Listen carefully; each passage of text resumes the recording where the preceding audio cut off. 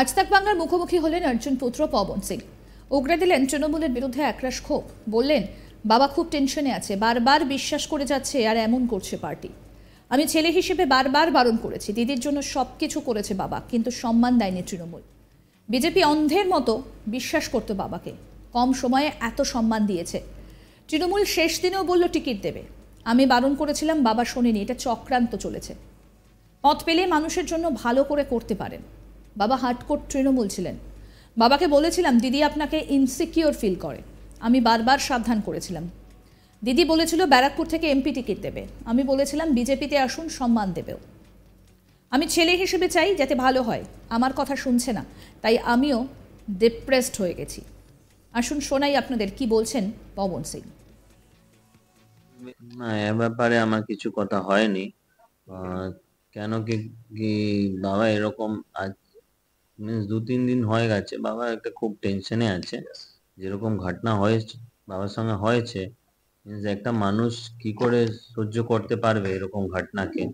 যে পার্টিকে বারবার আপনি বিশ্বাস করে আপনি ও পার্টির মধ্যে যাচ্ছে আর পার্টি বারবার আপনার সঙ্গে এরকম ব্যবহার করছে, তো নিশ্চয়ই একটা খুব দুঃখ ব্যাপার আছে। এই সময় কিছু বলা আমার নিজেই খারাপ লাগছে। আমি কি করে বলবে বাবাকে, কি বলবে এও আমি ভাবতে পারছি না।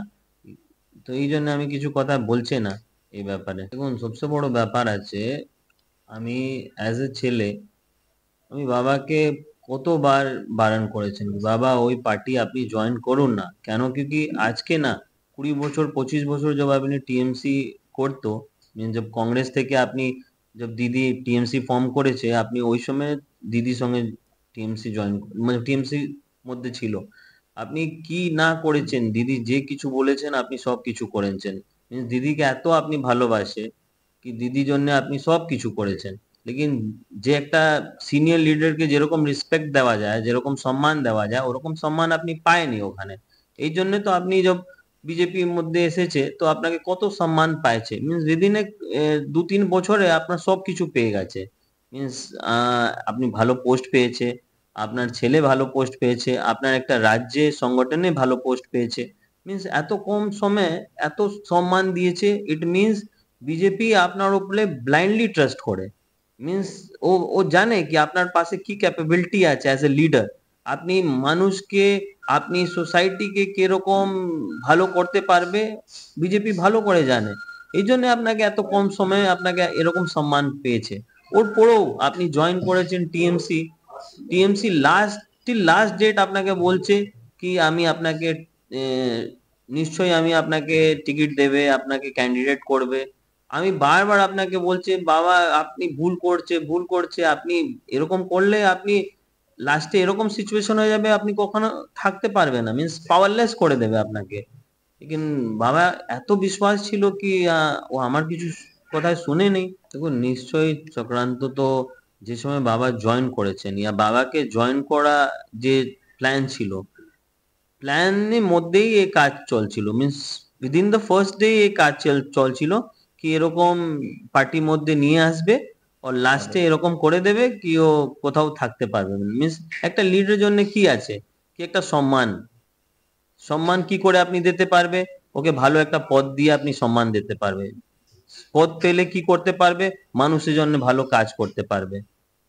নেতা তো নিজেই পাওয়ারে হলে তো নিজে কি করবে? আমি অ্যাজ এ এমএলএ আছে, আমি এখানে বসে থাকে সকাল থেকে, সকালেও বসে বিকালেও বসে, আমি কি করে সবসময় মানুষের কিছু সমস্যা হলে আমি ওর সমস্যাকে সলভ করতে পারে। মিন্স যত আমি চেষ্টা করতে পারে আর যত আমার থেকে হয় আমি সলভ করে।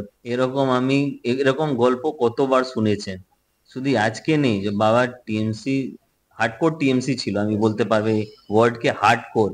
মিন্স যে সময় বাবা হার্ডকোর টিএমসি ছিল, বাবাকে ওই সময় যখন পার্টি ক্ষমতায় এসেছে, বাবা আমাকে বলছিল কি এবার আমাকে মিনিস্টার করা যাবে। তো আমি বলেছেন আপনাকে করবে না। বলছে কেন?